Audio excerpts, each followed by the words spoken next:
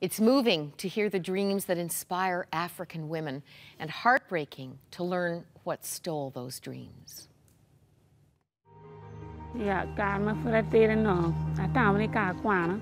No me are a bed police. You know where I town be better doctor, pian mama na ti doctor. I didn't go far in my school. In the villages, mostly they vow the boys, not girls. I'm pas quan pian marabel. Pas quan.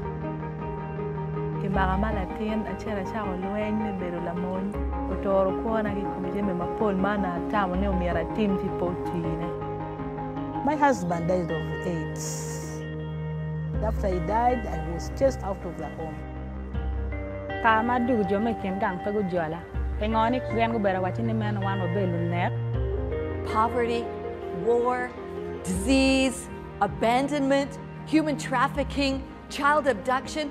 Those are the things that have taken dreams from the women in Africa. I wanted you to see the faces of these women who have been violated, abused, rejected, abandoned, overwhelmed, left without hope.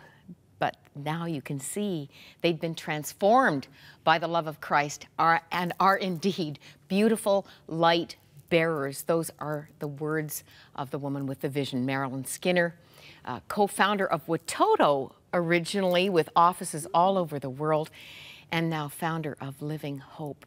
What a beautiful story, Marilyn.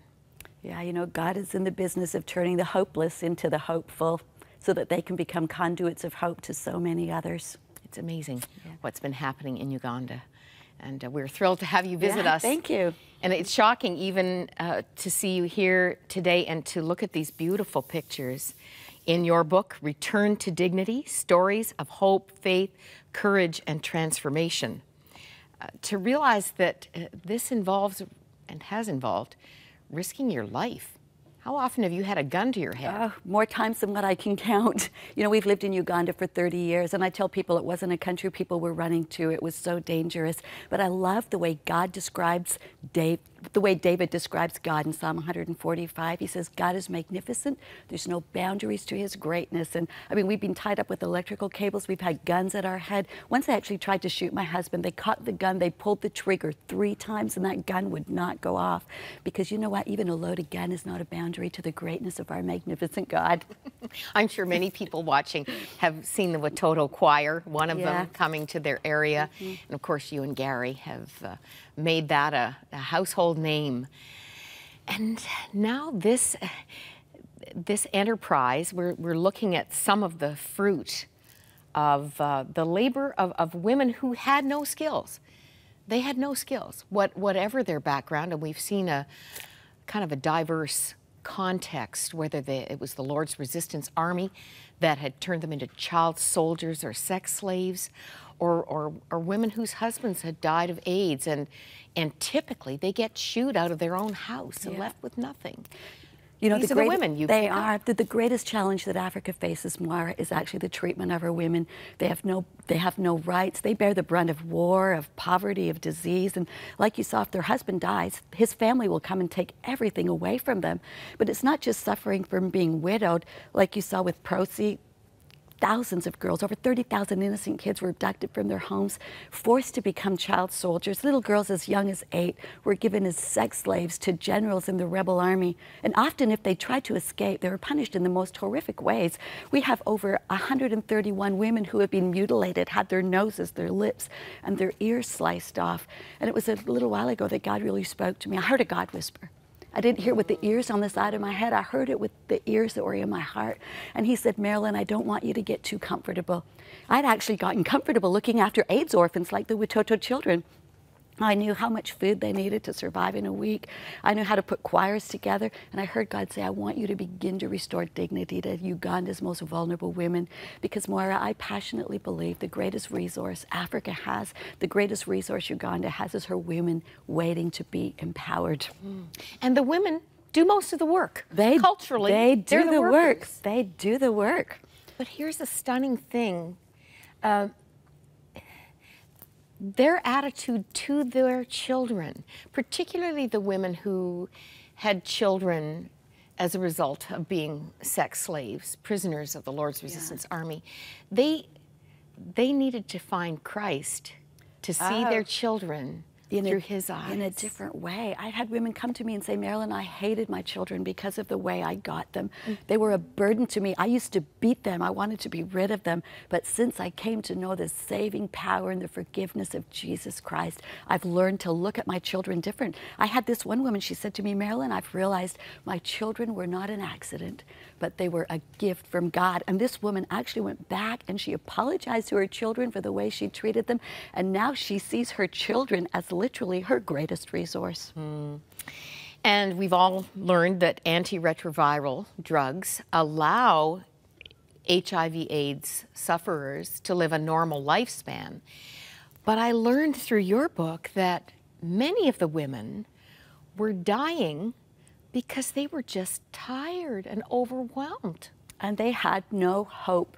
Because if you're hopeless, you literally are depleted of energy. You know, antiretroviral drugs aren't available for everybody to take. And so God really spoke to me about keeping these women alive, because I'd been giving my resources, my energy to look after orphans. And it was like I had a lights on moment, a revelation that if we could just keep these women alive, give them hope, not just give them handouts, but actually keep them alive with dignity so they could live a sustainable life of dignity, that, you know what, that energy would come back to them.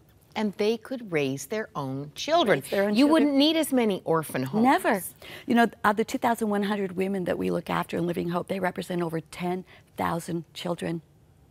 And today, you know, Living Hope is really all about embracing them, accepting them and supporting them the way they are. But then it's about empowering them, because I've learned that handouts don't work. There's no dignity in a handout. They needed a sustainable life of dignity. So we began to empower them by teaching them how to make things with their hands, by teaching them how to read and write. Of the 2,100 women that we have, 1,000 of them have been abducted. They were former child soldiers. They were 19, 20, and they couldn't write their own name. They never learned anything. They never learned anything in school. Other than violence. Yeah. So we teach them how to read, we taught them how to write, how to manage a small business, how to make things. And today we've graduated over 800 women. And the best part is they haven't just been embraced and empowered, but today they're fully engaged. They're engaged in their families, sending their own children to school, buying their own food, buying their own antiretroviral drugs. They're even buying land and building houses. But you know, the most beautiful thing is they're now fully engaged in their communities.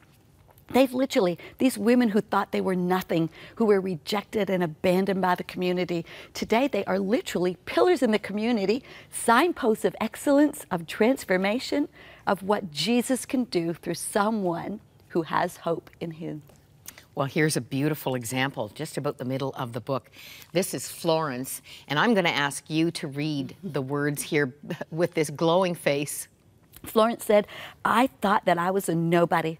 I had no identity, but through Living Hope, I discovered that I do have value and God loves me.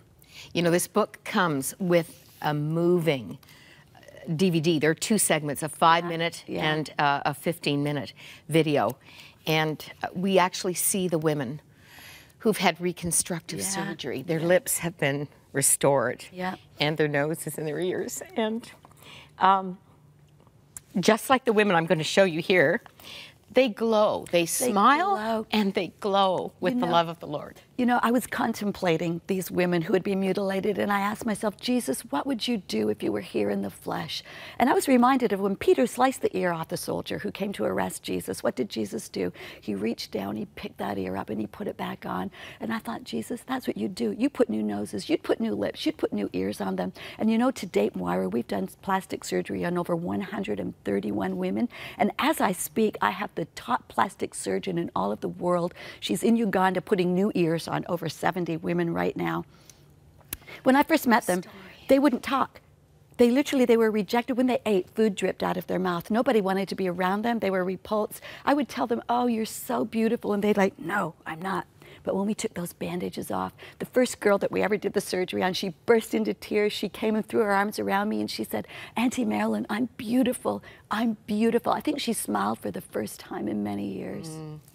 Here's that glow I'm talking about. This is Lucy with her little one. And I'll tell you what, you see the sewing machines behind. She's probably just got a tape measure around her neck. She probably just stepped out of her class. Yeah. Out of her income generating.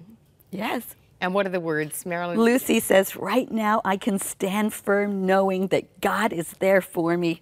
I let go of anything that weighs me down because I know that God looks after me. This is just a little girl from Bowmanville, Ontario. I couldn't believe that. Bowmanville, Ontario. Your in-laws devoted 50 years. Yes, they did. In the land, didn't they? And edited this book, yeah, I understand. Did. What a history, what a heritage. Yeah. Both Gary and I are privileged for the families and parents that we have, and grandparents and great-grandparents. How do we find out more about this growing enterprise? Well, you can buy the book, or you could log on to our website, watoto.com. Marilyn, if you come back across the ocean, please come back. Thank you so much, Moira. There'll always be an update, I can tell, because you're going always. Full tilt boogie. Yeah, always. God Thanks bless so you. much. God bless you, too. Stay with us.